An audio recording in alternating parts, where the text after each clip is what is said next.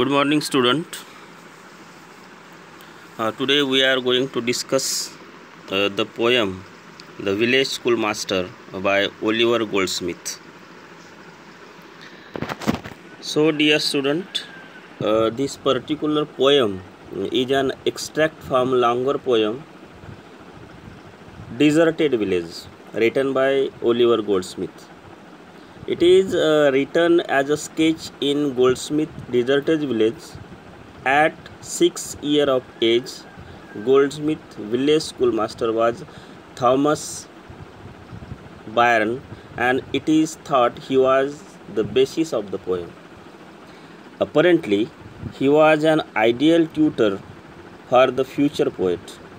He had been educated well as befitted a teacher, but had joined the army and seen action abroad and risen to the rank of quartermaster of a Spanish regiment. When peace broke out, he swapped the swagger stick for the schoolmaster's cane and taught at Lissoy, on the basis of which experience this particular poem has been written by Oliver Goldsmith. So, dear student,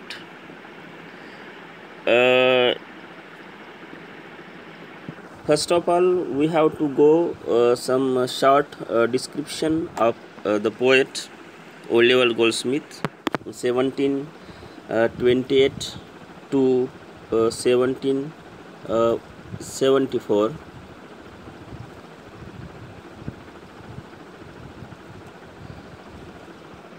Oliver Goldsmith was born on 10th of November 1728 in Longfield, died on 4th of April 1774. His father's name was Charles Goldsmith and mother's name was Annie, and he was educated at the Trinity College, Dublin. He was awarded the degree of Doctor of Medicine, but he never practiced as a doctor.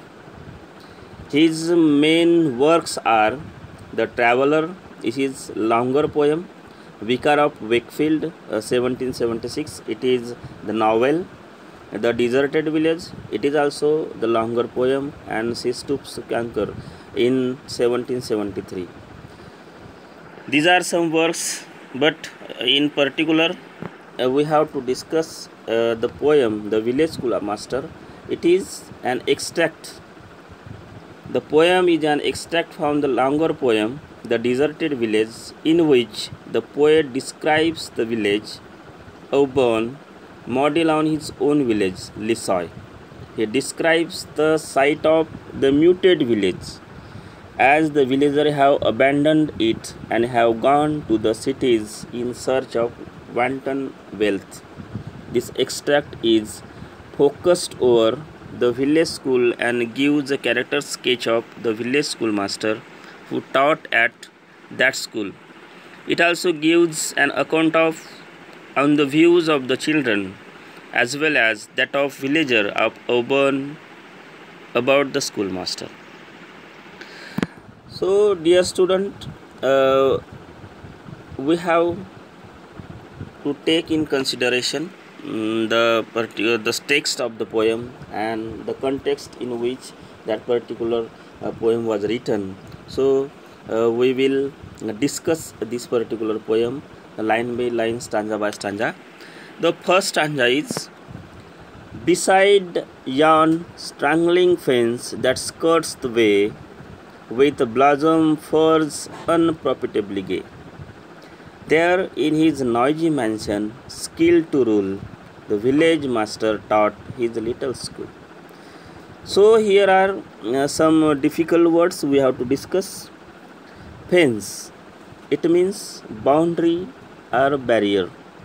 Skirts, skirts means go round. Blossomed here means a mass of flower. Furze, it means grass. Unprofitably, it means the being without profit. Gay, gay means merry. Mansion, here it means the large impressive house. So, dear student, as the word village in the title clearly suggests that the poem is set in a rural area, probably where the speaker lived and was taught by the subject of the poem. By the subject of poem means the subject of this particular poem is schoolmaster. The poet was taught by his schoolmaster. On the basis of that experience, that particular poem has been written. In the first two lines, the speaker mentioned exactly where the school was located. The fence beside which the school building was situated is described as a straggling, which means that it was dilapidated and probably leaning over. It is dilapidated. The road leading towards and past the school was lined with flowers, which were unprofitably gay. The phrase suggests that the flowers that were blooming beautifully were not being admired or appreciated because there is no one, because that particular village has been deserted. There is no one to appreciate the beauty of that blooming flower. In the following couplet, the speaker refers to the school building itself as a noisy mansion. It means bustling with the activity of teaching and learning. The village teacher, equipped to manage a class, taught his lesson there. The term master denotes the respect he enjoyed. The speaker goes on to describe the teacher's character and style of teaching. Each description is rounded off in rhythmic rhyming couplet.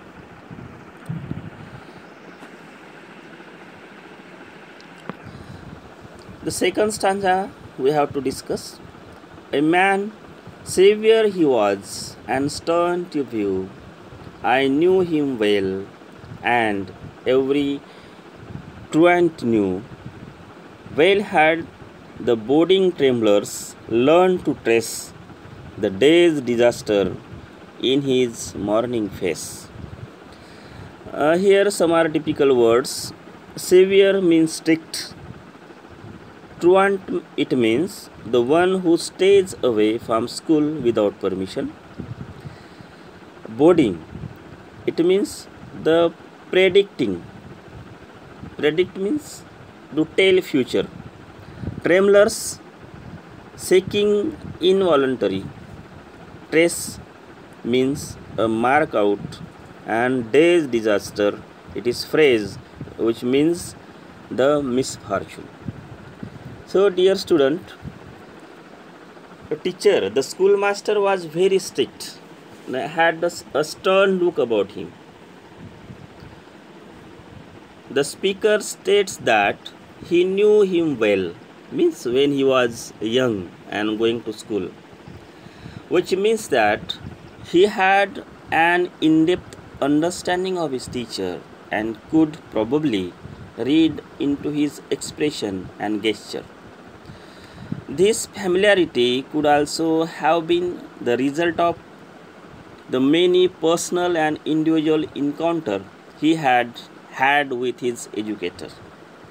The word truant implies that the speaker may have been one of those who deliberately missed the classes and who had been confronted by the teacher about his misdemeanors. Further aspect about teacher's personality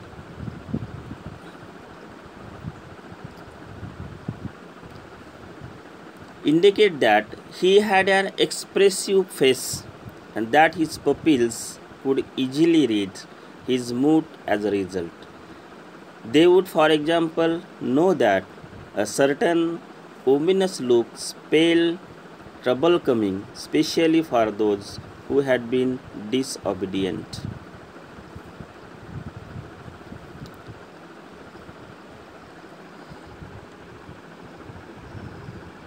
They would be trembling in anticipation and fear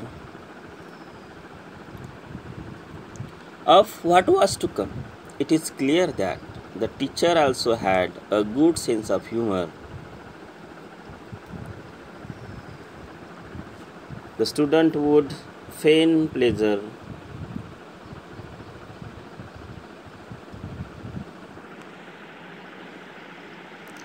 There is next stanza. Full well they laughed with a counterfeited glee at all his jokes, for many a jokes had he.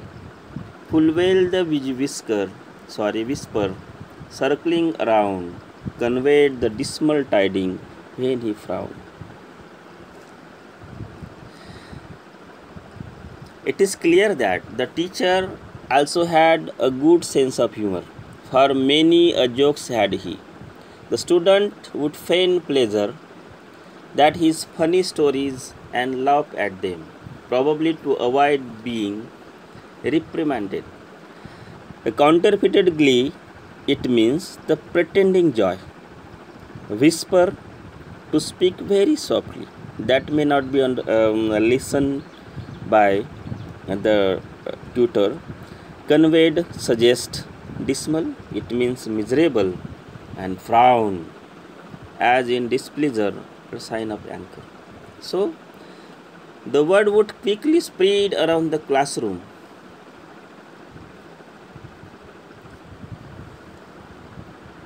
About the impending trouble whenever the teacher called. The speaker provides the context to the teacher's strict demeanor not only by the stating that he was humorous at times but also by mentioning that he was kind.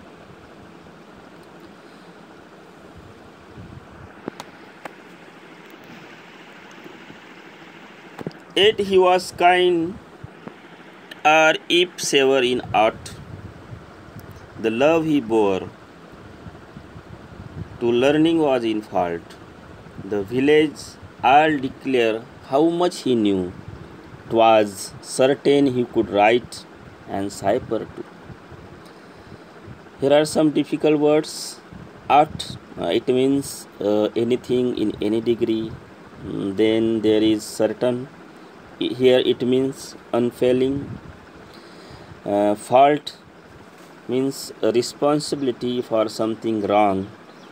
Twas, this is certain form of there was. Cipher, code a secret message, and bore means dealing. So speaker state that if one should take it to the extreme, it could be said that teacher's greatest flaw, teacher's greatest flaw was that he loved learning too much. Schoolmaster was not only much admired or respected by his student, but was evidently also looked up to by the village resident. Everyone seems to have praise for his great knowledge.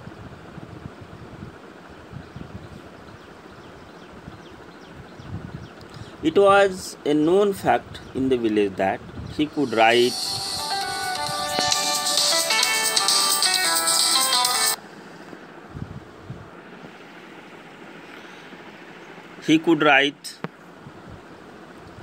do mathematics, predict weather pattern and tides. It was also assumed that he was an accurate surveyor who could determine borders easily. Land he could measure, term and tide presage, and even a story ran that he could gauge in arguing to the person own his skill, for even though vanquished, he could argue still. It is apparent that he could also debate intelligently and be involved in discussion with a village person, a person who was greatly respected by his parishioner. The teacher seems to be fierce opponent in such discourse, for he would continue arguing a point even after he had already lost the dispute. The master would use difficult words and emotive language to sound convincing and impress poorly educated village folk.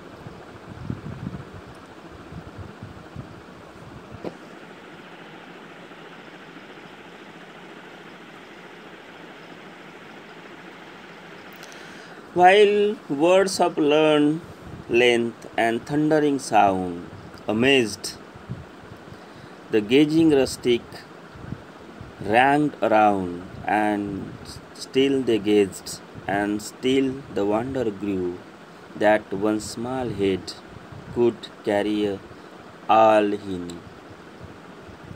People in his rural community, here are some length means we can consider size. Thundering it means producing extraordinary sound. Rustics, here it means villager, illiterate people. The people in this rural community were in awe that the teacher could know so much. They could not understand how his small head could contain so much knowledge. The poem ends, however, on a sad and poignant note. The final couplet tells us that all the teacher's achievements have become a thing of past. The place where he had enjoyed so much success has ceased to exist and has been forgotten. The eulogistic nature of the poem conveys the speaker's respect and admiration for his erstwhile education. The poem also reflects the changes that occurred in rural communities when land was divided and property was abandoned and claimed by the private landowner. Many inhabitants then immigrated to find a home elsewhere.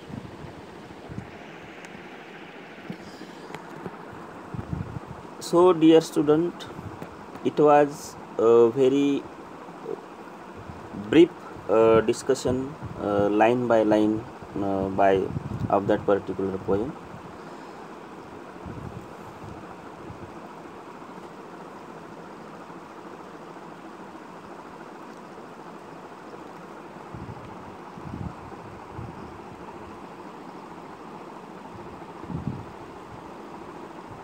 Thank you.